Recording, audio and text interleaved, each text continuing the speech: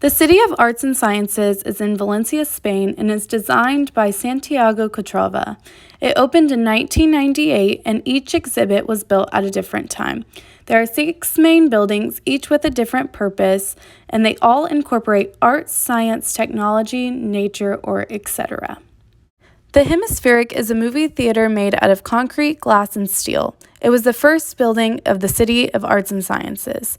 The building resembles half of a human eye, and when it is dark outside, the interior light is used to reflect against the water, making the eye appear whole, including symmetry.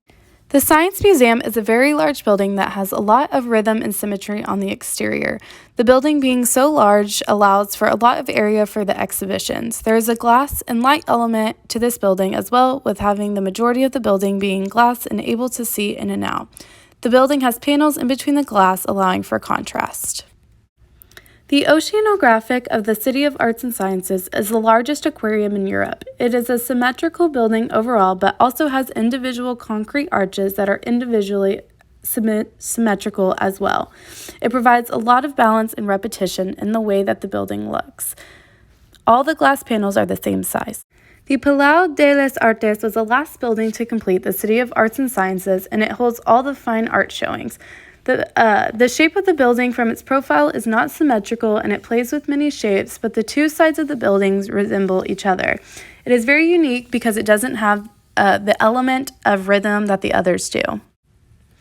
The Umbraco is a large garden landscape, but it is also a parking garage. It's very symmetrical building, and it's very rhythmic in how each tall arch sits in between smaller arches that are connected by steel beams. The inside of the building is very balanced and symmetrical, and that it is split down the middle by a pathway. The Agora is a space that can be used for many different activities. The building is made out of metal and resembles a pointed ellipses. The building is very symmetric and uses a light and dark colors to demonstrate contrast. It has 2 surrounding ponds, which helps complete the building and complements the interior. Some of the buildings sit on one side of the complex and use the water surrounding to make different statements in the day rather than the night. In the daytime, you can really see the materials that were used and how all of the buildings in this one area have this similar color and material. All these buildings have an element of rhythm and symmetry.